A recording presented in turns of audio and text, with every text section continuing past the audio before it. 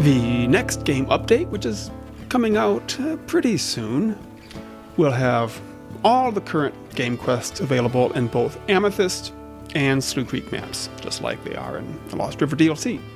So you can start out as a new wolf in Amethyst and stay there through the winter and spring, choosing a den and raising your pups there. Or you can start in Slough Creek and find a mate there before continuing on to establish your territory and raise your pups. So of course this requires dens in Amethyst. I've shown a few of those in past dev blogs. I've now created 21 dens in Amethyst.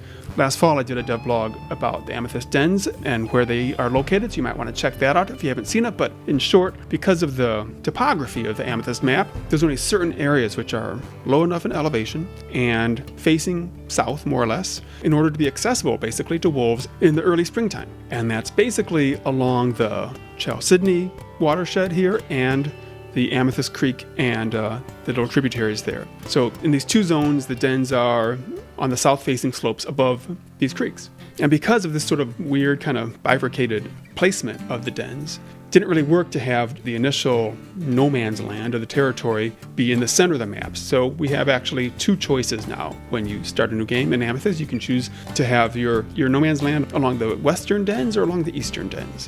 Now, of course, the quests in Amethyst work the same as they do in Slough Creek and Lost River, but we did have to revise the territory grid back some years ago. When we set that up for Amethyst originally, we tested various hex sizes with the fall season quests and settled on a 9x7 hex grid. But then as we developed the pup raising quests in Slough Creek, we found that those hexes were too big to manage well, too coarse of a grain, so to speak, when you're deciding how big to make your territory.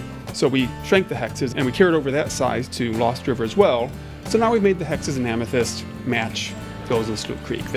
Each hex is 750 meters in diameter, and the grid is 10 by 11 hexes. You'll also notice here that Junction Butte has departed the Amethyst map, and the Rescue Creek pack has moved in. We're planning ahead for some other stuff, but thought we'd make that change now. Now, all this is part of the WolfQuest saga, and a related part of it is more dynamic rival packs.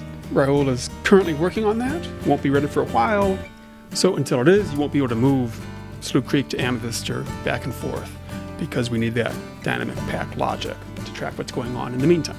But while working on that, we realized that we need to build in the possibility of more packs on the map, and that means more colors. And it's hard to pick 5 or 6 colors that look distinctly different in all kinds of color blindness. So that was a good prompt to finally build a way for players to customize the hex colors. So this is shaping up. Here's how you do it. In game settings, you can choose if you want the default colorblind palette or the calling standard. That was the original set of colors we had when the game released several years ago. And then you can choose to customize. That opens up this color picker. You can click on a hex and then choose a new color for it. Overrides the default color in that palette, and then save it, and that'll apply to all the maps in the game. So you'll really be able to knock yourself out devising a custom color palette for your territory hexes. All this is shaping up and coming pretty soon to WolfQuest Anniversary Edition.